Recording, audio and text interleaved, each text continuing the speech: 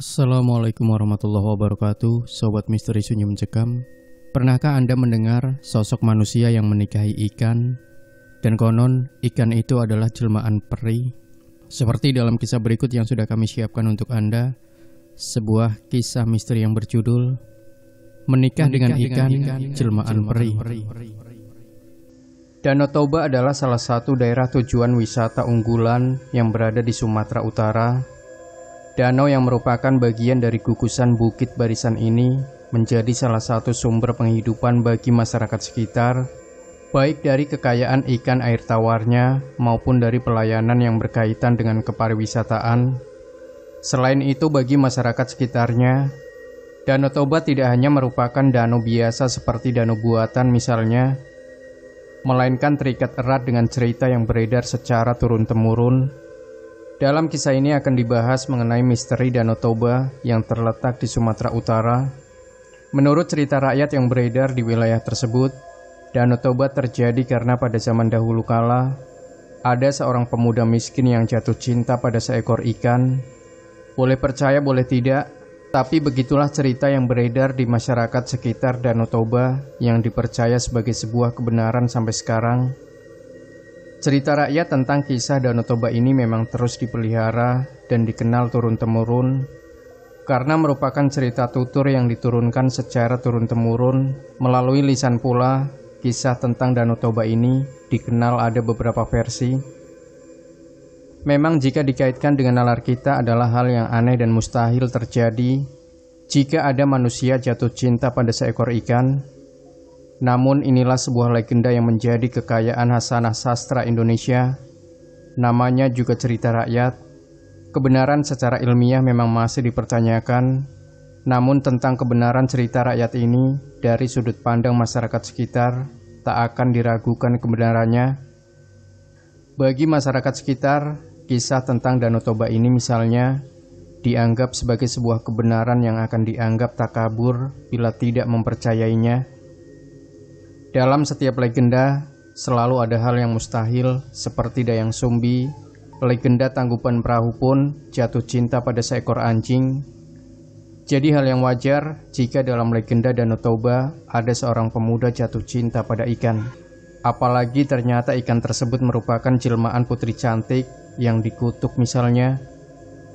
Dalam cerita rakyat atau legenda yang beredar turun-temurun, memang selalu dinisbatkan pada hal-hal yang irasional. Namun di balik itu semua, sebenarnya ada pesan moral yang tinggi. Demikianlah pada akhirnya, dalam setiap cerita rakyat atau legenda, terkandung simbol-simbol yang memerlukan penerjemahan sendiri sebelum bisa diambil hikmahnya. Pada suatu masa, dikisahkan ada seorang pemuda bernama Toba yang hidup sebatang kara dan merana, juga dalam keadaan miskin yang nestapa. Suatu hari dia pergi memancing di laut. Konon dia mendapati seekor ikan ajaib yang pandai berbicara. Ikan tersebut akan menjadi seorang putri yang cantik jelita jika ada yang jatuh cinta dan mau menikahinya. Tentu saja kejadian ini bagi pemuda Toba merupakan sebuah kejadian tak masuk akal. Namun pada saat yang sama telah berhasil menerbitkan harapan. Siapa yang tak suka seorang pemuda miskin dan hidup sebatang kara tiba-tiba bisa menikah dengan seorang putri yang cantik jelita.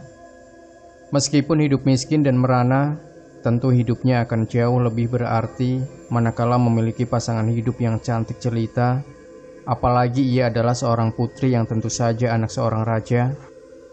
Terdorong oleh keinginan untuk segera merubah nasibnya sendiri, pada akhirnya si pemuda miskin yang aneh ini mau menikahi si ikan. Memang tidak salah, keajaiban itu akhirnya terjadi. Setelah dinikahinya, maka kembalilah ikan itu menjadi seorang perempuan cantik. Kemudian mereka pun hidup berumah tangga. Namun si ikan itu punya satu syarat, yaitu jika kelak mereka punya anak, jangan pernah sebut asal-usul ibunya atau mengata-ngatai anaknya sebagai anak ikan, karena hal itu akan menyebabkan bencana besar. Tentu saja pemuda Toba menyanggupinya, apalagi syarat yang diajukan putri cantik yang kini jadi istrinya itu bukanlah syarat yang berat yang harus dipikul dengan segala penderitaan. Keinginan pemuda Toba untuk segera merubah nasib ternyata terkabul. Beberapa tahun berlalu, Toba pun menjadi seorang saudagar kaya raya setelah menikahi seekor ikan yang berubah menjadi seorang putri tersebut. Toba kini hidup bahagia, tidak saja memiliki istri yang cantik, tapi juga bisa hidup kaya raya dari hasil usahanya, sebagaimana layaknya yang hidup berumah tangga. Pada suatu hari pasangan Toba dan ikan yang kini berubah jadi putri itu pun dikaruniai seorang anak laki-laki yang tampan dan lucu. Namun sayang, anak laki-laki ini mempunyai tabiat yang sangat buruk. Tapi Toba tidak serta-merta kelahiran anaknya bertabiat buruk tersebut sebagai kutukan. Sebaliknya, Toba dan istrinya putri cantik jelmaan ikan itu menganggapnya sebagai batu ujian yang mau tidak mau harus dihadapi dengan lapang dada. Toba pun berkeyakinan bahwa setiap ujian itu akan datang bagi mereka yang akan ditinggikan derajatnya, seperti juga galibnya seorang pelajar yang mendapat ujian sebelum bisa naik tingkat atau naik kelas. Kembali kepada anak dari pasangan Toba dan putri ikan, dia anak yang serakah dan sangat suka makan, seolah perut kecilnya itu tak pernah puas diisi oleh makanan. Sampai suatu saat, anak laki-laki yang tidak pernah punya rasa kenyang itu memakan semua makanan yang ada di rumah, sehingga Toba, ayahnya, merasa kesal karena dia selalu kehabisan makanan yang tersedia. Akhirnya Toba lupa dengan janjinya. Dia mengucapkan pada anaknya, "Dasar anak ikan, tak tahu diuntung." Tentu saja ini merupakan pelanggaran yang tidak termaafkan. Buktinya, selepas ucapan itu, memancarlah mata air dari dalam tanah di rumah Pak Toba.